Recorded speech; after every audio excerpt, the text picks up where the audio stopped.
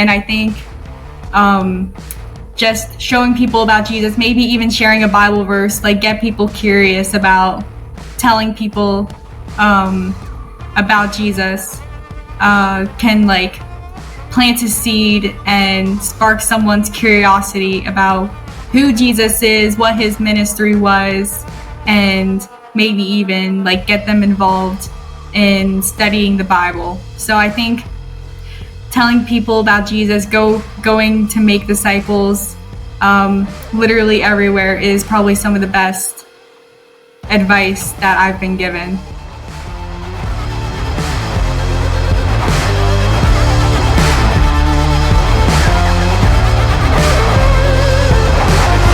Hey everyone, welcome to this week's episode of the ROYL Podcast. We are so excited to be joined in the virtual studio this week by Grace Walston. How you doing, Grace? Good, how about you? I'm doing great. I'm so excited to have you in the virtual studio this week and to just talk about your content and just parks, coasters, and all that good stuff. So with that being said, let's go ahead and have you introduce yourself to our listeners and share a testimony as well. Yeah, hi guys. My name is Grace from Grace Adventures. I recently started making roller coaster content like back in September, and honestly, it's been so fun. But besides that, I work in ministry. I've worked in ministry for over 3.5 years, and I work in marketing and communications. And I love it so much, and it's so amazing and so breathtaking, and it's so rewarding just to do it. I got my communications degree from Liberty University. I've interned with the City of Tampa Parks and Rec, and I also do freelancing on the side too. And other than roller coasters and park content, yeah, that's pretty much my life right now. Just ministry and roller coasters. Awesome, man. It's a good mix too, and that's what we're all about here at ROYL. Yeah. Let me start by asking you this. How did you become a enthusiast? How did you really get into coasters and parks? So that dates back to like when I was like around 11 or 10, and I know we all have those types of backstories. It was like a birthday surprise. My parents surprised me by going to Busch Gardens for my birthday, and I didn't realize I was like tall enough to like finally ride Scorpion. And whenever I did ride Scorpion, I rode it with my dad in the front row, and it was like absolutely insane. And I loved it so much that we just marathoned Scorpion, and I guess technically that was like my first marathon coaster I marathoned. And I kind of like grew out of it. I mean, I have like a love for Cedar Point as well. Whenever I went up to Cedar Point when I was in 6th grade, so I was like 12 or 13, I literally made a whole booklet of all of the coasters, and I wish I didn't throw it away because I thought it was cringe, but I like grew into like wanting to learn more about roller coasters. And unfortunately, I grew out of it because of like sports and school and everything, but I finally have the time to get back into it. So I started back around August, September of last year by creating my accounts, and just like with every post, I try to learn more about different roller coasters as they like come out or as they become defunct. So I know we're all on our different coaster journeys and learning more about like what our favorite manufacturers are and favorite coasters and everything. Awesome. And I gotta ask, what is your favorite coaster? Montu. And I know that's a weird one because everyone who lives like around Busch Gardens or like lives in Florida says Iron Gwazi or Velocicoaster, which is, it's like really valid. But Montu for me is more than just like a roller coaster that you can like marathon. I mean, I love marathoning Montu. It's actually really fun. Mm-hmm. But I like live for intensity. And I don't get intensity or that much intensity out of Iron Gwazi, but I get that out of Montu. So it's just like really fun, like trying out different rows and like different trains for Montu, and like studying the types of inversions and like all that stuff. And yeah, and everyone around me, they just like swarm to Montu. I know it's like all the enthusiasts go to Iron Gwazi, but like my family and my friends, they all love Montu as well. So it's more than just like a roller coaster.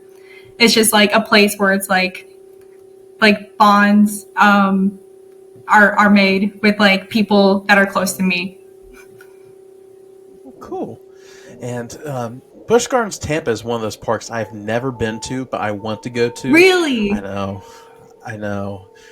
Whenever I'm in Florida, I'm usually in the Orlando area, so I need to venture down to Tampa and check out the park. But yeah, I've heard good things about Montu. I've heard good things about Iron Gwazi, all those coasters down there. I just need to get down there.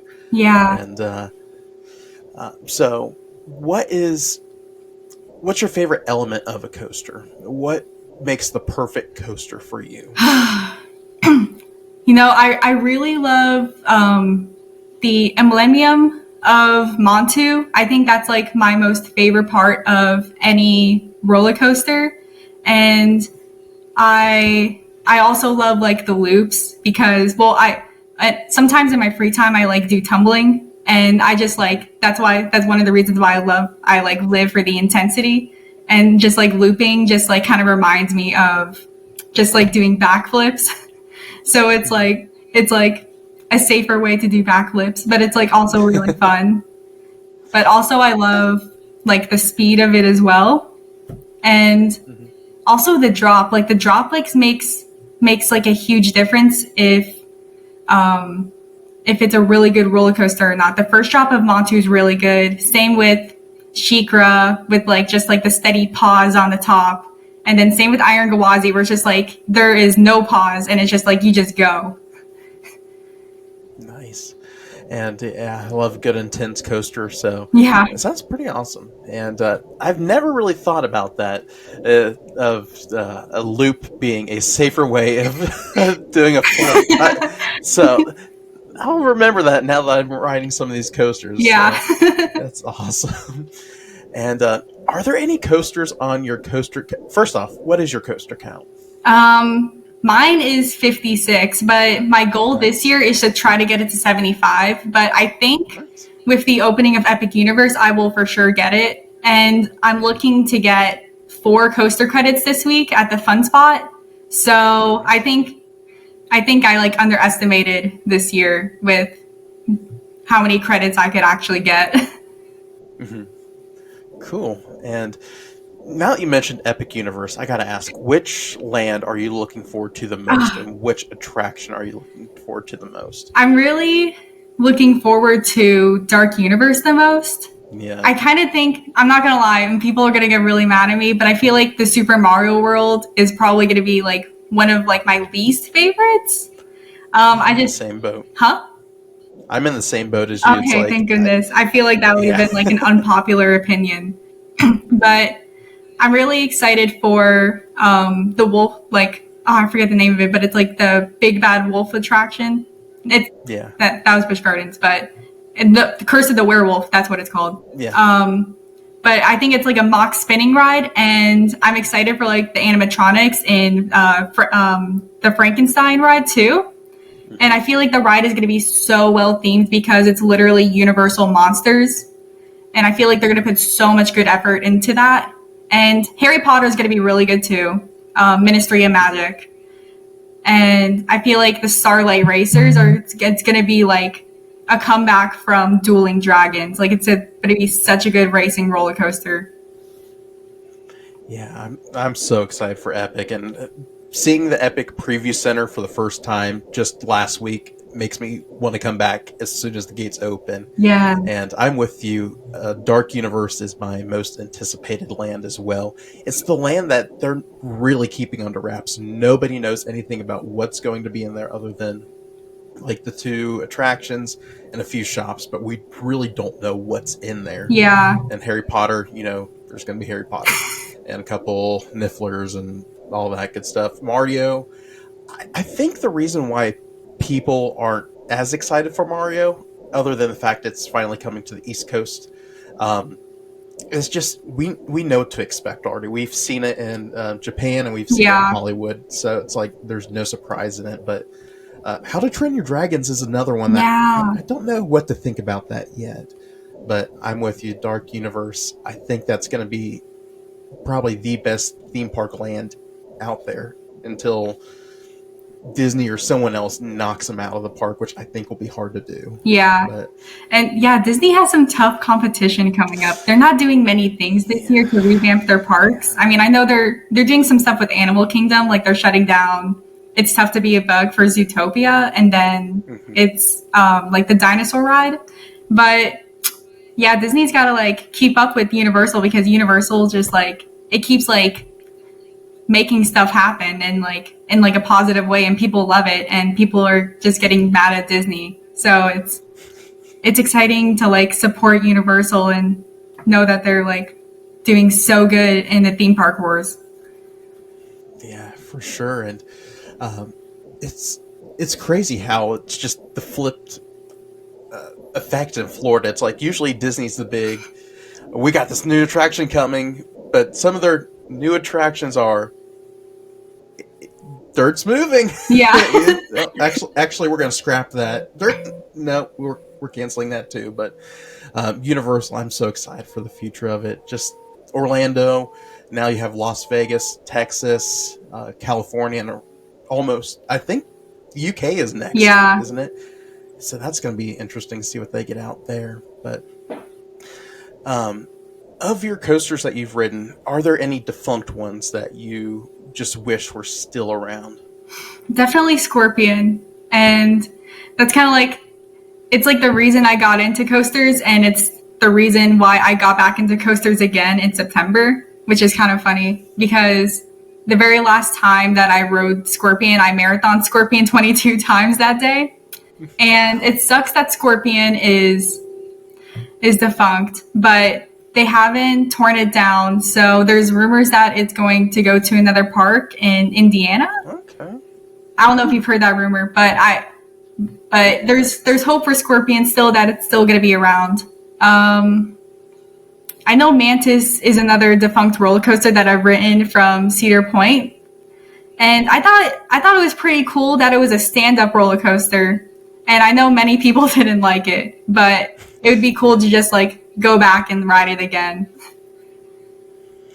Yeah, I'm an Ohio native here, so Cedar Point's a couple hours away from me. From what I've heard, I'm kind of glad it's gone, because I've ridden Vortex over in Carowinds, and that was a one and done for me. I'm glad I got the credit, but it hurts. It's more or less just to experience it again, but I understand. Yeah. Yeah, it was an interesting ride. Yeah. So, have you ridden the surf coaster at SeaWorld? Yeah, no, I actually just rode that this month for the first time, and it's not like as bad as you think, because there's actually like room for you to jump whenever there's airtime. So it just like it moves up and down with you. So it's not that bad, but I think it's a little underhyped. It's not as bad as you think. I think the problem with the old model is like you're stuck. Once you're in the position, you're stuck there for the rest of the ride. But that's cool that they have that bouncing sensation to where you're more free than you are contained to a spot. Which speaking of that, and that being a newer coaster, of all the coasters coming out this year, other than Epic Universe, which has some amazing coasters, which coaster are you looking forward to, and which coaster do you think will be the best of the best this year? I think either Siren's Curse at Cedar Point or Alpine Fury at Canada's Wonderland. I'm not like a super big Premiere person myself, but Alpine Fury looks so good actually, for being one of their Skyrocket models. And I'm not a big Skyrocket model person either, but like with all the parts coming in and like all the pictures of it and like the video footage, it looks so good, especially with the added elements. I think there's going to be like fire somewhere in there too, or like I think it's called pyrotechnics, but I think there's gonna be fire somewhere in there. But it looks really good. And then Siren's Curse at Cedar Point, like it just looks amazing, and it just like looks it looks really intense, and it just looks really fun. And I think it'll be like another really unique roller coaster that could be added to the Cedar Point coaster lineup. Absolutely, and I'm excited to try it. It looks terrifying, especially with that drop, but it's like, hey, let's give it a shot. I have Jesus in my heart. I know where I'm going if this thing goes wrong. Yeah, so. No, exactly. But I'm excited for that and for Top Thrill 2. Were you one of the lucky few that got to ride it last year? No, unfortunately not. I mean, I know like a couple people that were able to ride it before it's shut down after it's like 1 month, 2 weeks of operation. But I hope that when I go there, it's open. I'm really excited to ride that one. Yeah, and man, with the closure of King to Ka, hopefully this will be a good staple, because I don't know about you, but I don't know how this Falcon's flight's going to go down. I don't know how that's going to hold up, just being in the environment that it's in and just the height that it is. We'll see, but I think and hope that our new world's tallest coaster will be good. Yeah. Hopefully it will last a season. But no, Falcon's flight looks absolutely insane and scary. It does. I don't know who's gonna fly out to Saudi Arabia to ride it. Like especially if you don't have the money to just like go out there, and if you're in the States, that's gonna be like a really crazy tourist attraction for Saudi Arabia. For sure, and it seems like they're starting to pick up their tourist game out there with the addition of this Six Flags and a few other attractions. And so best of luck to them. But to some of us here in the States that go over there, it's like you're taking a 50-50 chance here. You don't know if this thing's going to be open or not. Yeah, so, that's the scary part of like any time going to a park, especially when you're like not native to the park and the coaster isn't open, so you can't get that credit. Yeah. Yeah, that's the risk you'll take if you go to a park that, like you said, is not your park. So, yeah, best of luck to you all out there. But that's so cool. And now moving on to some of your content. You mentioned you just got started with your channel and everything, and it's really good. And I first found out about you through Ryan, our good friend Ryan Subler. Yes. And through that, I found your channel, and honestly, your channel has helped with the planning of something we both were at this past week, and that was Rock the Universe at Universal. And you did a phenomenal video on that, just the history of it and what to expect. And when you gave that tip about Brandon Lake, boy, you were right. Okay, thank you. I'm not the only person that experienced that this year. Again. Yeah. So, what were your thoughts on Rock the Universe this year? So Rock the Universe this year, I was a little, I guess underestimating the artist this year because I wasn't as excited for the lineup. But of course I still went because I loved going, and there were a couple people that I did like watching. I saw Rent Collective and Matthew West on Friday night, and then Consumed by Fire and Koki on Saturday night, which is like one of like the Coca-Cola fan zone artists, which I usually don't watch, and that was like my very first year watching them. But yeah, Friday night was like another busy night because Brandon Lake was there. Yes. And I think that was the craziest part. And I don't know if you were trying to like watch Brandon Lake. We were trying to watch him for a couple songs, and then we were just like trying to leave to go on Rip Ride Rocket. And as we were trying to go through the crowd, there were just like so many people just pushing and shoving us as we were like trying to move. And it was like absolutely insane. Like, not to rip on any of the like Brandon Lake fans there, but it's just, we were just like trying to make our way through in the nicest way possible. I don't know if you experienced that there. I got a story about that. So I was in the midst of that crowd that was being is literally a mosh pit. That's the best way to put it. It was a mosh pit. So if you've never been to Rock Universe, literally the park is one big barricade maze. And there's some that are supposed to be like walkthroughs. But Kinsey and I were stuck in the middle of what's supposed to be a walkway and in this big mosh pit where someone behind us yelled, "Ooh, I just stepped in barf." So I guess someone was claustrophobic and some girl stepped into the aftermath of that. And it was crazy. So thankfully, Kinsey and I, after I think it's close to 15 minutes of trying to get through this crowd, we get off to buy Jimmy Fallon. We see the screen. It's like, I can watch this on YouTube, but we're going back to the hotel. It's like, it wasn't even worth that then. Yeah. Like you said, there were some really good artists this year, and some of those minor acts, or what we consider minor acts, were really good. And I wish we could have seen Consumed by Fire in person. I love their music. But it was a fun time regardless, and it was good to be around fellow believers and just have an event like this still around, because I'm pretty sure Kings Island's events no more. As you said in your video, Disney doesn't do Night of Joy anymore. So Universal's really the premier Christian theme park event, which I'd love to see come. Well, Dollywood too, but man, it is a fun time. It's definitely worth the price. You get 3 days for the price of one, basically. So that in of itself that's a win.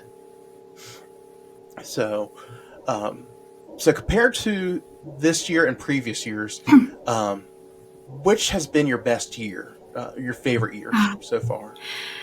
Well, when I first started going to Rock Universe, I literally saw NF and Family Force 5, and those are like pretty much like my top favorite artists. But I think it was just a couple of years ago. I think 2 years ago we saw Skillet and Taryn Wells. Nice. And both those guys were really like awesome, full of energy, and that's what we love to see. And Skillet brings the crowd too, but Skillet was like so much fun to see, especially at the Universal parks, as like Rip Ride is just like on top of them, and it was amazing. Yep, Rip Ride Rocket. Sadly, so that's another thing that you mentioned too at the event. It's the event artwork's not going to be the same after this year, so it's going to be interesting to see what kind of artistic style they choose after this year, because it's always a picture of the Music Plaza stage. So it'll be interesting to see how it looks come next year. Yeah, and it's funny because their promo for next year's event, which I think is on January 23rd and 24th, they had a Rip Ride Rocket still in their promotional art when it's not going to be there next year. So I'm curious if it's just Go ahead. Oh, I thought it was just like, it was funny that it was still there even though it's going away. Yeah, I'm curious if it was just a template, because I'm sure they don't have an idea of what it is, or I wonder if it's still going to be there next year come the event. So we'll see. And what do you think will be in that spot once Rip Ride Rocket's no more? What do you think's coming? I know there's permits of an Intamin coaster being there. I think it's most likely going to be like an Intamin hyper coaster, but the thing is, we don't know what it's going to be themed to, and I think that's the toughest part about what exactly this roller coaster is going to entail. But if I'm being honest, I feel like it's going to be a Minions roller coaster. And I know a lot of people will not like that, but I feel like with the like theming of Minions Land right around Rip Ride Rocket, it'll like most likely lean towards that. I mean, it could be even like Fast and Furious, and maybe even like bring Back to the Future too. But I feel like they're going to lean towards Minions. That'll be interesting. I mean, they could pull it off with the silly Funland or whatever in the movie. That's what I was thinking. They could tie it to that. So, I haven't heard that thought yet, but that's a good thought. Maybe, or something tied to Illumination since it's up front. But fingers crossed we see another property other than Minions. I love the Minions, but I think it's a little overkill for what's in that area. I know. And the reason why for like Fast and the Furious is because of like what they're doing in Hollywood right now. And I feel like if they build a Fast and the Furious roller coaster, then they're definitely going to get rid of that dark ride. I hope so. I don't know if you rode that whenever you're here, but it's an experience. So on the Saturday night of Rock the Universe was the first time I went in Fast and the Furious. I don't know if I want to say it was an experience. It was something. So literally, we get in line. I love how the people in the queue are just ripping the ride and just making fun of it. Yes. That's the best part is those actors. But once you get in there, it's like, oh my goodness, what is going on? The ride is terrible. It makes no sense at all. You fall into this hole, and then it's like, congratulations, you did it. It's like, what? Congratulations, I died? I don't know. It's like, what did you do? Like, exactly. And of course, Universal had to throw in their water somehow. That's the one thing I don't get about Universal. Every ride has to have water somewhere. It's like, I don't get it.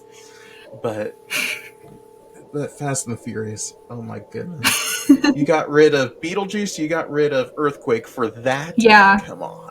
I agree. Anyways, we're going to move Fast and the Furious away from that. So, let's talk about your content in your channel. What led you to starting your YouTube channel and even like your social media? And what are some of the plans you have for the future with that as well? I think the reason for me starting it is because I wanted to like document my journey of how I'm learning more about roller coasters and how I can like inform other people about roller coasters and like even like my opinions on what I think, even if they suck. But yeah, it's just like another reason I started it is to like connect with like other roller coaster enthusiasts. And I feel like that's probably one of the best things about it is that like starting this account, you get to like connect with other coaster enthusiasts and learn more about their opinions and like what roller coasters they've ridden and all the things that they've done so they can help you in your roller coaster journey. And overall, just like making the content is really fun. It's not a burden to me. It's more or less I'm just like learning more about like what each roller coaster model is. And if I get something wrong, someone in the coaster community can like very nicely tell me that I got something wrong and I can like thank them with all my heart just so I don't like get like heat for it. But everyone is like super nice in the community. Content is really fun to make. And it's like I very much encourage people to make it, even if it's not for the likes or the clicks. It's just because you love doing it and you just have a passion for it. Absolutely, I agree 100% there. And I'm the same with the content I create. I almost do videos as like a home video that I want to share with everybody else. And like you said, showing your coaster journey, showing your growth and knowledge of it is really cool. And who cares what people think about your about opinions? It's like it's what you think, and it's unique to you. And again, it opens discussion too. And that's the thing I like about the coaster community is the interaction too. Sometimes it may not be the nicest way, but other than that, you get to build some really cool friendships within the community, and even meet some really cool Christians too along the way, and people of like interests and faiths. So that's the thing I love about it, and just. I enjoy your content as well, and like I said, I learned so much from the Rock the Universe video. That helped with planning for that. It's like there's no content about that or about Rock the Universe out there, so that was neat to come across that video. Thank you, I appreciate that. Absolutely. And where would you like to see your channel going forward? I know I'm coming up with like a different couple types of content. Right now I'm working on a series about like the rise and fall of certain manufacturers and coasters. Just like a sneak peek, I'm working on one about strata coasters, the rise and fall. Nice. And just coming up with like more ideas of where I am and like what I'm passionate about. I think it's where I'll find myself whenever making content, I'm also looking towards to like including challenges whenever going to parks. So I kind of want to like make like a little challenges list. Like for example, like marathonic roller coaster 5 times in a row, or when you're on one of the water rides, or like when someone else is on one of the water rides, shoot someone with a like water gun from the outside. So it's just more or less just expanding and seeing what I have planned beyond the horizon, and coming up with ideas as the days go and as I just think more about them. Oh, cool. And I love those like history videos and those backstory videos almost of coaster manufacturers and coaster types and things like that. So I'm excited to see those videos come out, and then those challenges. I'm sure those are going to be fun too, just doing and just documenting for yourself and others to watch too. So that's cool. And not only are you a video creator, but you do some photography as well. And Ryan has talked about some of your photography and things like that. Where have you really got your started with that? I mostly do photography for my church. I do want to like come out one day and like just do photography at like Busch Gardens or SeaWorld or Universal. But for now, I usually do photography for events and for businesses and for church on Sunday mornings. And photography is just like, it's amazing because you're just capturing a moment. And I think one of like my most favorite moments to capture is like a youth or a child or an adult getting baptized. And people love those types of pictures too. And it's just like, it's so meaningful. But photography is really fun. And it just like, it does bring the best out of like what is seen in that moment, and people can just like share it, and it's really fun. Awesome. So you did mention, and even now mention, that you're very involved with your church. What are some areas you get to serve in at your church? Working in communications, I pretty much just serve everywhere because I help around everywhere, and I'm just like, I'm involved in every ministry. So I'm weirdly involved with the men's ministry sometimes, just like taking pictures of content and working with them. And then with the women's ministry, whenever they do their like meetups, I help out at the children's events. I volunteer for our youth. I'm everywhere Sunday morning. I help out with the tech booth. I take pictures at our cafe, with our greeters, at our welcome station. I'm everywhere. I'm very versatile whenever it comes to working for my church. Awesome. And what's your favorite part of the media ministry? Is it the video, the cameras, or doing the screens? What's your favorite element of media? That's a good question, because I love all of it, but I think I've really grown to love like video editing and like cinematography.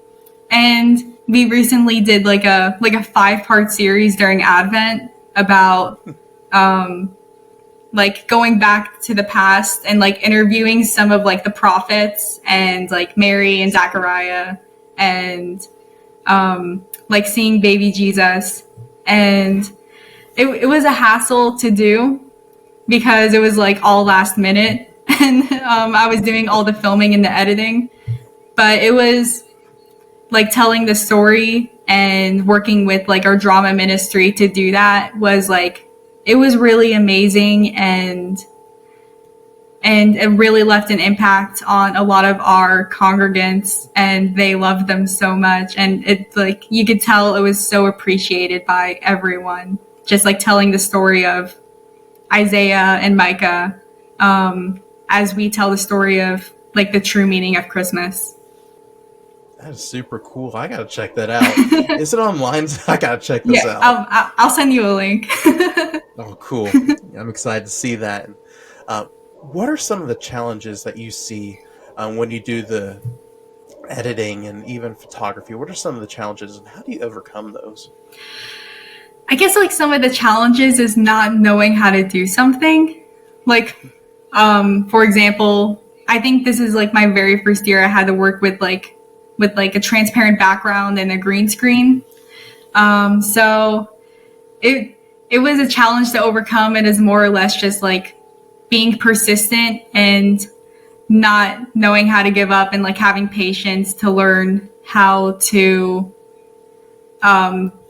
do the skill and just like making sure you're consistent as like you edit and all that jazz, because editing and photography, they take like so much patience out of you, and it can be really stressful, but in the end it's really rewarding for the people who do love and appreciate what you do. That's awesome. And yeah, that's true for any kind of medium too. It's just the almost hurdle is, oh no, how do I do this? But growing and learning from that's very rewarding, and just, it helps you even figure something out that you didn't even think about in the first place. Like, okay, I could do this too. Yeah. But, yeah, I agree 100%. It's very rewarding at the end to see the end product, and like you mentioned before, the impact that it can make on somebody. Even with the Advent series, like you said, just seeing that touch somebody's life is amazing. And with that, and just your service and just your time with the Lord in general, what are some things the Lord's been teaching you in your life lately? I think he's telling me that life isn't short. That's one thing for sure. Life isn't short. And just starting the coaster content as well, and with like everyone around me and like all like the people that are just like old and dying, or just like dying in general. A lot of them like tell me that life isn't short. So if you like have something or like have a passion that you want to do, just do it, because like you might not have tomorrow. But I think God is telling me to not just like, what's the word? Like sit down and just like do nothing, but just to do something and try to make an impact in this world by using like the talents and the gifts that he has given us, and try to let more people know about Jesus through our words and through our actions and through how we interact with people.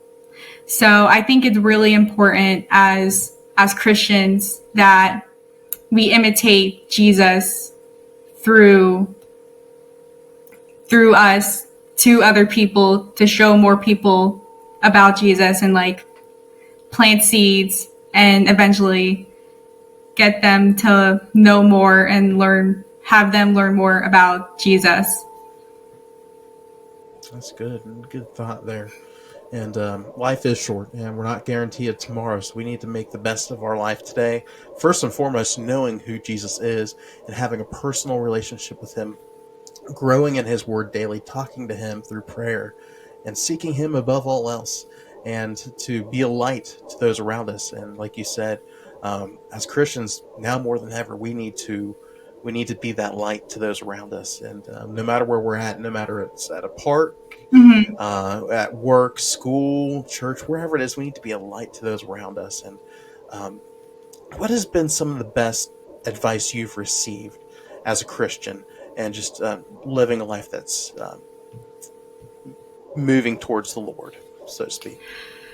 I think the best advice as a Christian is, honestly, this is like our church's motto too, is just to go make disciples, baptizing them in the name of the Father, Son, and the Holy Spirit, and teaching them to obey every command that God or that Jesus has given us.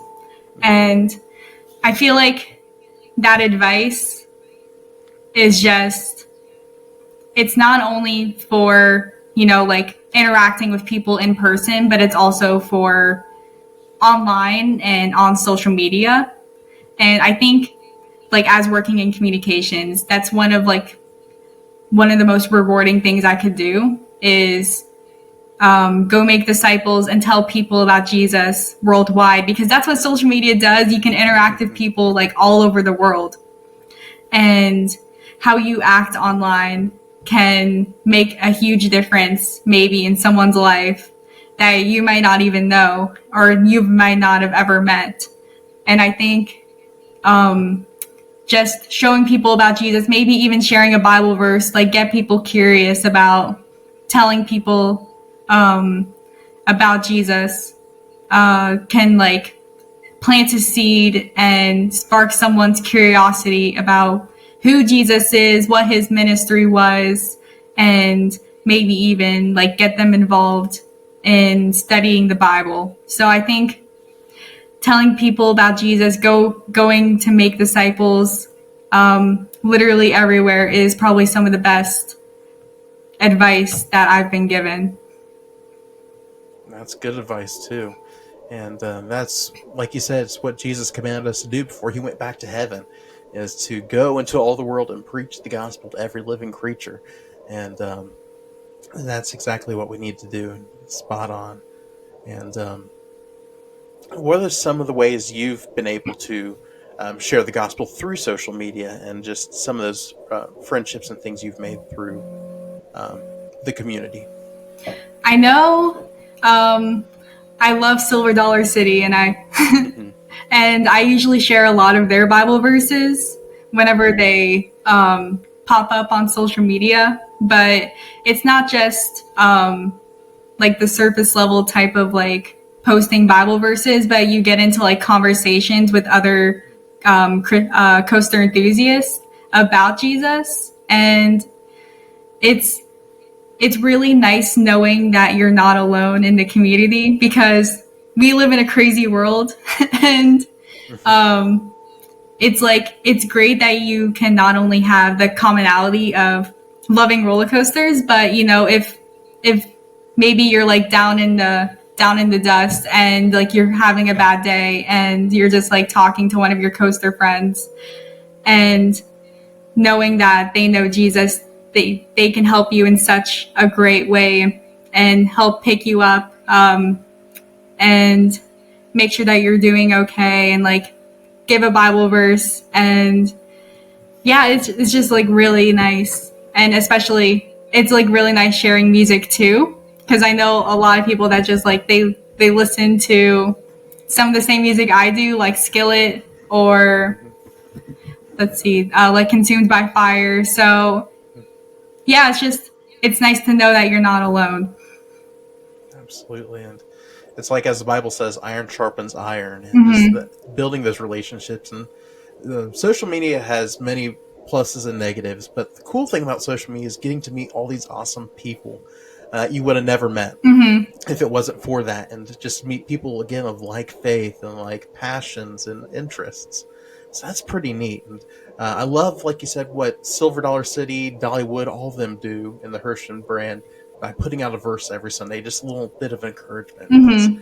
That's really awesome. Yeah, and it shows that like the parks like do welcome Christians, and it's not just like, it's not all satanic stuff here in this world. And it's really nice to know that the parks have those types of morals and values as well, and it makes me want to give my money more to them and like support them more. I agree 100%. And it's just neat what that chain is doing. Hershon's just, they're a light in the community, and even Answers in Genesis with things they're doing there. It's so neat. And we've plugged this before, but the Spark Conference coming to the Ark Encounter, just knowing that there's people in the industry who love the Lord and are also wanting to entertain people, almost, for lack of better words, but using their talents and gifts God has given them to ultimately push people back to Him. So it's awesome, and I'm thankful for that. What is a verse that you would coin as your life verse, or a verse that means something special to you, and why is it that verse? I would say the story of the parable of Jesus talking about the sheep and the sheep herder and going back to the 99, like in Luke. And the story kind of just goes that a sheep herder would go back for his one sheep that strayed away and leave the 99 behind to get that one sheep. And he would celebrate for that one sheep, even though it was only just one sheep. And I feel like as we tell people about Jesus, even if it's just one person, we should be celebrating because that's one person saved and one person that we'll see again in heaven. And working in ministry and telling people about Jesus, it's so rewarding to know that I'll see that person again soon when I die. And it's really good to know that even if it's just one person, the angels and Jesus celebrate just knowing Jesus and having their salvation saved through him and having their life changed because of him. Absolutely, and that's a good parable too. Just the fact that God himself would come in the form of a man to save us through one sheep. And I'm so thankful for that, and just what that means to us as believers. We shouldn't take it for granted that our God did that for us, but it should be something that honestly humbles us and makes us thankful for what we have, and once again to tell others about him and know that they can be rescued and have that personal relationship with him before it's truly too late. So that's good. And as we bring this interview to a close, which it's been so much fun talking with you and getting to know you, what are some thoughts or some takeaways or advice you would like to leave with listeners today? I would say be persistent with what you're passionate about, because like I said earlier in the interview, there's no guarantee for tomorrow. And probably the most important thing is, if you're struggling with your relationship with Jesus, just pray over it. And I hope that whatever struggles that you have, they're answered, and that you accept Jesus into your heart, because he is the one and true salvation, joy, hope, love, peace that you could ever want in your life, even if everything is gone in the end. Jesus is probably the most important thing in my life. As much as I love roller coasters, Jesus is the truth in my life. And without Jesus, I couldn't be as happy as I am, or even when I'm sad, I couldn't be as thankful as I am when I am sad. So I would just say the most important thing is build your relationship with Jesus, study the Bible, accept him into your heart, and make the most out of your life here, whether it be through roller coasters or telling people about Jesus. Man, I agree 100%. Make sure you know that you can have a personal relationship with Jesus Christ. That's the most important thing in your life. That's the number one most important decision you will ever make. And it's not what school you go to, not what job you have. It's what are you doing with Jesus, and do you know him as your Savior? Because in the light of eternity, one day things will perish, but Jesus Christ will remain the same. So that's good advice for listeners, and a good challenge this week to seek the Lord above all else and make him known. So awesome. And one question I have that I ask all of our guests is, what is one song that means the most to you that you would like to highlight? So each Saturday we like to highlight a song and add it to a playlist of just songs that mean something to us. What's one you would like to highlight, and Let me see. why is it one you want to highlight? I'm trying to think. I don't know. I love songs.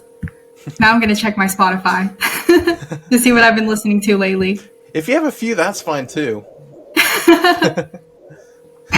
I'm a music lover too, so it's hard to pinpoint just one song that I'm like, I like this one, I like that one. But so after seeing Consumed by Fire, What If is a really good song, because it's kind of like what we were talking about today. Like if you're questioning your life and like what Jesus has planned for you, just pray to him, and like what if it never happens? But I think if you have like the faith and trust in Jesus that you have, like he will make it happen. So What If by Consumed by Fire is a really good one. All right. Consumed by Fire, What If will be the song we highlight this week, and I'm going to go ahead and save that to our playlist right now. So that's a good one. And like I said, I love Consumed by Fire, and just the music they put out is so good, and the words and lyrics are very meaningful. And that's the thing about some artists, they just throw words in to throw words in, but I love it when artists mean it. And I know we mentioned Matthew West, and some of his songs are just stories and just where he's been in his life, and I'm thankful for that. And just the power of music is just phenomenal. And I'm gonna go ahead and just throw it out there too. What are some other songs you just love that are like you like to put on repeat? I love Third Day. Third Day, May Your Wonders Never Cease. I love Third Day so much, and I wish they didn't like dismantle as a band. But let's see, the hymn "Baptized in Water" is really fun too to listen to. Another hymn, "Christ Be Our Light." I love Danny Gokey too, so his like new album, Sound of Heaven, is really like fun to listen to as well. Like so impactful. And even Demon Hunter. So I've been like really hardcore metal type of rock music. Dead Flowers, I Am Stone really hits hard sometimes. Nice. Yeah, wide range of music there, and I like it. It's good. Yeah. I love Third Day too, and I love what Mac Powell is putting out now too. Some of his newer stuff is really good, and that's just another one of those guys that's just genuine in what he speaks through song and just in general. He's a good artist, so awesome. Well, Grace, how can folks get connected with you, and what are some things you want to plug? So you can get connected with me on Instagram, X, and YouTube by searching Grace Adventures. I'm not on TikTok right now because of the ban or whatever is happening with that. But if TikTok comes back, I will also be on TikTok. And feel free to message me. My DMs are always open, and I would love to talk, whether it be roller coasters or Jesus with you. So feel free. And I'm excited to chit chat with you. Awesome. And we'll leave all of her links in the show notes below. But Grace, it's been so much fun talking with you, and we're excited for what God's got in store for you. And everybody go ahead and check out Grace Adventures over on YouTube. You won't regret it. So thanks again, Grace. Hey, thank you, Donnie. Thank you for tuning into this week's episode of the Ride of Your Life podcast. We hope it was a blessing, help, and encouragement to you. You can view this episode as well as other episodes over on our YouTube channel. Simply search Ride of Your Life Ministries. While you're there, be sure to hit the subscribe button and the bell notification so you don't miss an episode of the podcast. Also, you can connect with us on social media on Facebook, Instagram, and Threads at Ride of Your Life Ministries, and also on X at ROYL Ministries, and that's Royal without the A. You can visit our brand new merch shop, Ride of Your Life shop.myspreadshop.com, to catch some really cool merch that you can make Christ known in the parks and wherever you may go. You can find a link to our merch shop as well as learn a little bit more about who we are as a ministry and catch some upcoming events. Simply go to rideofyourlifeministries.com. You can text us at the ROYL Hotline at 513-285-8319. We hope you have a great week, and we will see you here next Monday on the Ride of Your Life podcast.